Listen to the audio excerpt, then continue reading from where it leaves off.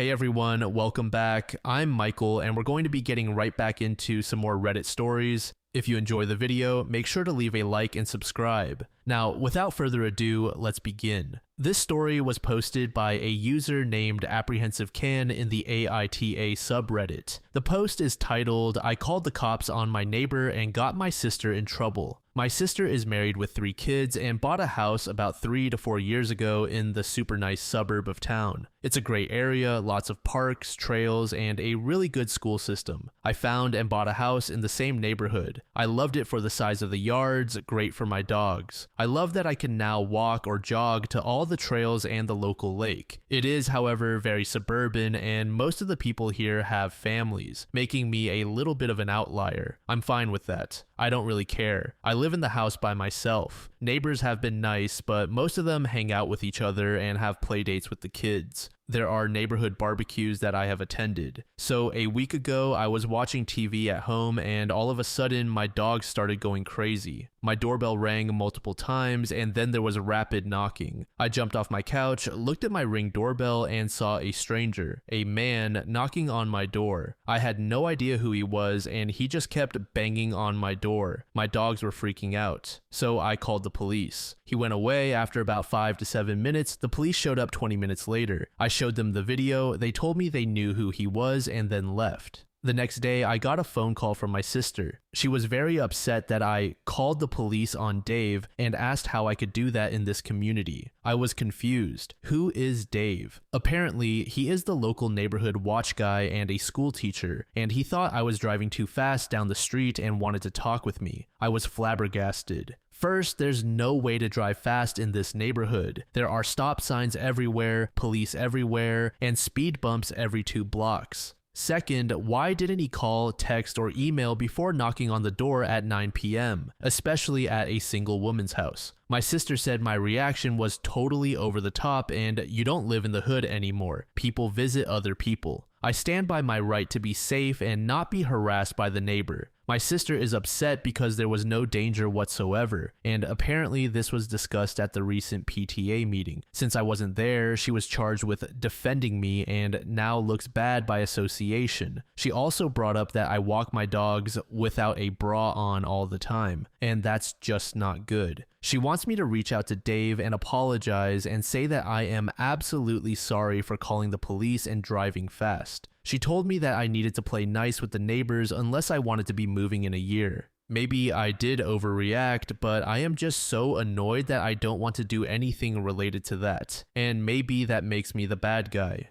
Thoughts? Update. I wanted to update people because I received a few direct messages. Initially, I just wanted it to blow over. I hate confrontation and like being left alone, so I said whatever. I then made acquaintances with my neighbors next door, the gardeners. They are empty nesters and are very nice. They told me the PTA meeting is nothing more than a reason for a bunch of people to get together for food and beer. And if you really have something to talk about, you go to the real school board meeting. They told me when and where and I went. Lo and behold, it was like a neighborhood barbecue. They all gathered at someone's house, ordered pizza, brought beer, and maybe a couple of pies or desserts. Not everyone comes, really just neighbors in the area, and then it rotates. I had a warm welcome, and no one really talked about school or kids stuff. My sister was there, but she avoided me. I ended up talking to a couple of people and gently brought up Dave, and everyone here was right. Everyone knows Dave. The general consensus is he's a busybody who has reported half the neighborhood to. I don't even know what. Nothing ever comes of it, and he's kind of a nuisance. He does have a loyal group of neighbors who defend him, but mostly just stay clear of him. I told my neighbor what happened, and she laughed, saying she would have done the same. Her husband chimed in, though if you open the door for Dave, the only thing to fear is that you will be talked to death. So all in all, no one seemed to care about what happened, and honestly, no one even seemed to know. So I went over to my sister's since she's the only one making this into a big deal. Long story short, she is. She doesn't like that I moved here. That's really it. She just didn't think I would ever move to the suburbs, and when I did, she really didn't want to be lumped together with me. We got into kind of a fight over it. Also, she wants to run for school board, and Dave sits on the school board. So he was upset that I called the police, and she felt like I was getting her in trouble. We are currently not talking. Dead Letters Society said, sounds like pretty standard neighborhood stuff. There are just some neighbors who feel way too controlling of the rest of the people in the suburb, and a lot of the time they want to enforce things that shouldn't even matter. To this comment, user Dialem for Murder said, every neighborhood everywhere on earth has someone just like Dave, who has nothing more interesting, purposeful, or fun to do in their life than try to wield power over people they view as different from themselves. This next post was made in the relationship advice subreddit by a throwaway account. The post is titled, "My boyfriend has a close female friend who blatantly dislikes me and makes no secret of it. I've reached a stage where it's her or me. How do I confront my boyfriend? I do not know if I am being wildly unreasonable and jealous over this, so I need some outside opinions. I am 29 years old and have been with my boyfriend who is 30 for 3 years. We share an apartment. He has a female friend, Nell, who is 34, and they were friends for years before I came along. I had no issue with their closeness. I have male friends and knew I would be a hypocrite to leap to judgments, but at this point, I feel I am justified in thinking the way I do about her. The first time I met her, it was extremely obvious Nell did not like me. She came into the bar all excited to see my boyfriend before noticing me. Her entire demeanor changed. She shook my hand and dug her nails into my skin, then ignored me for the rest of the night.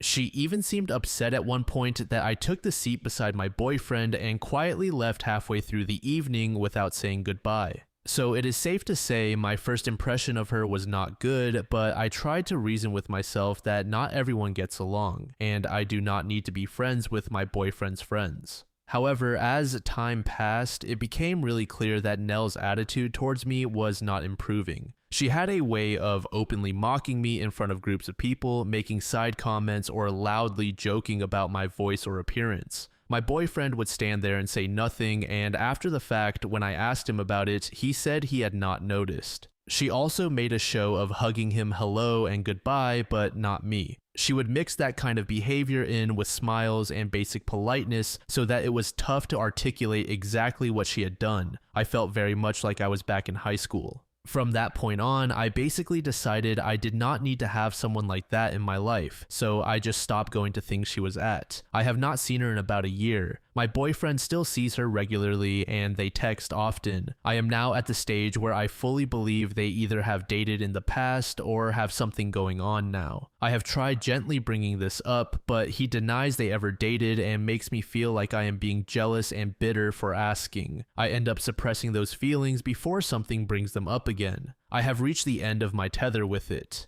The final straw for me came the other day when my boyfriend left his phone open and I saw a text exchange between the two. Nell had sent him a heart emoji and my boyfriend had written something about how he was thinking of her. I know I should have said something then and there, but I felt numb and decided to go to bed. I am trying to work out how to handle this. Is it possible nothing is going on here? It is something I have tried arguing in my head, but then something else pops up that makes me doubt it. Maybe friends do just send hearts and I am making this up because I do not care for Nell. I do not want that to be the case. I am basically at a point where I feel he either has to tell me the truth and restrict contact with Nell, or else I do not feel like I can maintain the relationship. I feel constantly disrespected and I want something to change but do not know how to go about it. Any advice would be so welcomed. Update. First, I would like to sincerely thank everyone for the kind comments. I did not expect so many responses, and I appreciate them all. I wanted to provide everyone with an update because a lot has happened. A few days ago, after a lot of tearful soul searching, I decided the best thing for me would be to walk away from the relationship.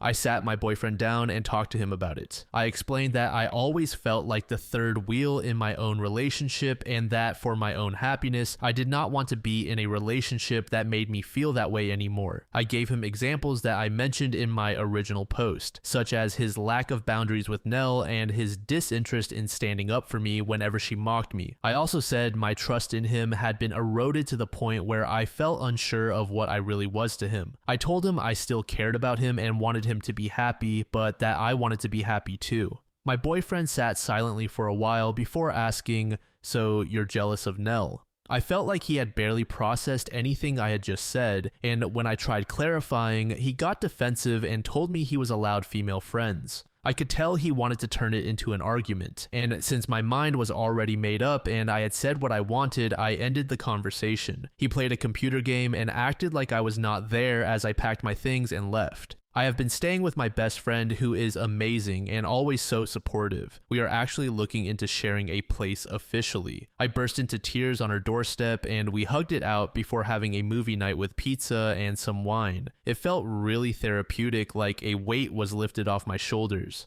My family has been amazing too, rallying around and taking me out for little meals and stuff. I even got 1 or 2 sweet messages from my boyfriend's friends saying they were sorry and that they fully understood my point of view, which is interesting. I imagined that would be the end of it, but the next morning I woke up to messages from a number I did not know. It was Nell. I honestly did not think she would contact me, so to see walls and walls of text in my inbox was a shock. Let me run down some of the things she said. She repeatedly insisted that she never bullied me and said she had no idea where that came from. She said I had always seemed cold towards her, so she tried to make little jokes to break the ice. Lastly, she told me I was making things up by suggesting she ever had a thing with my ex. They were just friends. She finished with a passive-aggressive apology that I had ruined my own relationship by being jealous and listening to voices in my head. I did not respond to her venom or try to get the last word. I know she wanted to repeat her tried and true method of hitting out at me and enjoying my reaction, so I did not give her one. I have been focusing on other things to start building my self-esteem and happiness back. My ex has not tried to contact me since I left, and I am glad.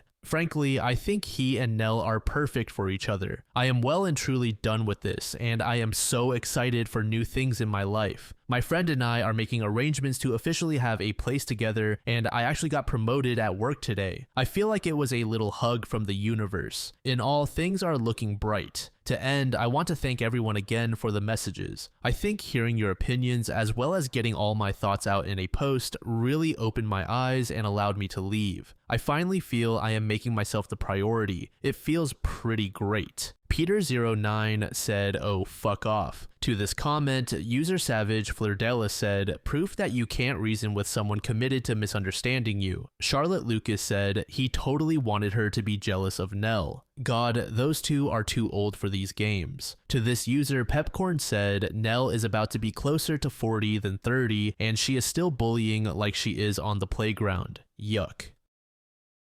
This final post was made in the AITA subreddit by a user named Spiritual Ad. The post is titled, "I cut all contact with my family because of a prank." So I have posted a story here before and I got some pretty good advice, so please help. Here is what happened. I am 27 years old and have always had a complicated relationship with my family. They have always been the type of people who think any joke is fine as long as someone laughs, no matter who gets hurt. Over the years, I have tried to brush it off and not let it bother me too much, but this time, they crossed a line I cannot ignore. Recently, I achieved something big in my life. I bought my first home after saving for years. It is something I worked incredibly hard for, sacrificing vacations, nights out, and basically anything extra to make it happen. I was beyond proud of myself and excited to finally have a place to call my own. Naturally, I wanted to share this milestone with my family, even though our relationship has always been rocky. A few weeks ago, we had a family dinner to celebrate my new home. Everything seemed fine at first. They congratulated me, asked about the house, and seemed genuinely happy for me. But halfway through the night, my brother, who is 30 years old, and my sister, who is 25, handed me an envelope.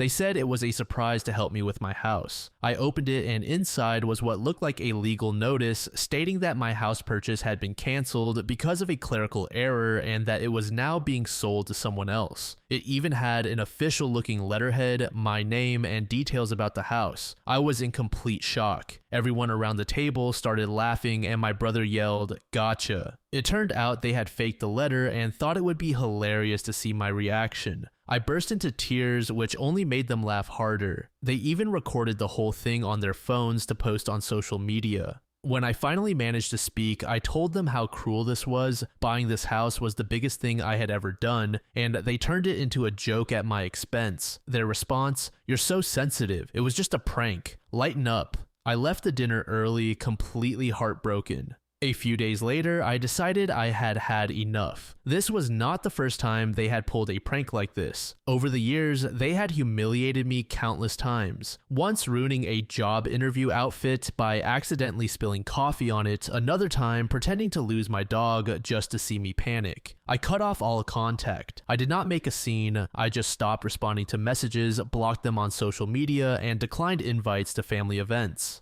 Now I am getting guilt-tripping messages from extended family saying I am being selfish and tearing the family apart. My mom even left me a voicemail crying about how much she misses me and begging me to come back, but I cannot bring myself to forgive them. This prank felt like the final straw and I do not see how I can trust them again. So Reddit, am I the asshole for cutting off my family over this prank? Edit. After I went no contact with my family, I thought they would eventually accept my decision and move on, but that has not been the case. For the past few weeks, my brother and sister have been trying to get me to see the funny side of their prank. They have shown up at my house uninvited multiple times, banging on the door and demanding to talk to me. At first, I ignored them, but it became clear they were not going to stop. One evening, I caught them standing outside my house with their phones out, recording themselves while yelling things like, "She cannot take a joke," and "Let's see how long she can hide." It felt more like harassment than an attempt to reconcile.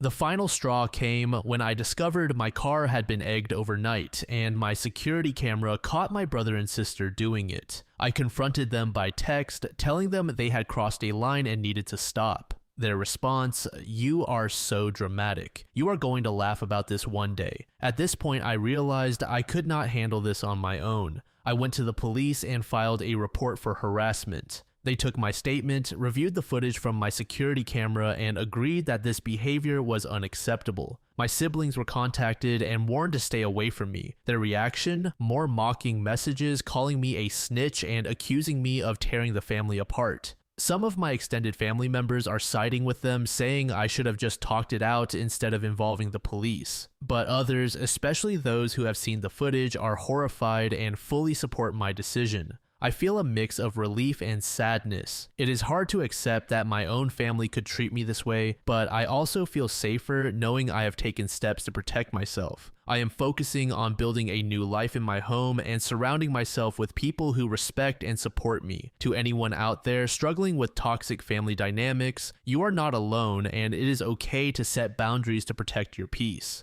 Thank you for giving me the strength to stand up for myself. Update. I know I have not updated in a while, and honestly, it is because dealing with all of this has been exhausting. Even after filing the police report, my brother and sister would not let up. I wanted to believe they would eventually get bored and move on, but instead they doubled down. The mocking messages did not stop. They even bragged about the warning they received, treating it like a joke. My extended family was split. Some still told me I was overreacting, while others admitted they were disturbed by my siblings' behavior. Then things escalated. My security cameras caught them trespassing on my property again, this time leaving a mess of toilet paper and shaving cream all over my driveway. That was the final straw. I went back to the police and provided the new footage showing that they had ignored the warning. This time, I filed for a restraining order. I had more than enough evidence to prove that their behavior was escalating, and after presenting everything, security footage, text messages, and police reports, the judge granted it. They were legally ordered to stay away from me, my home, and my workplace. At first, they acted like it was a joke.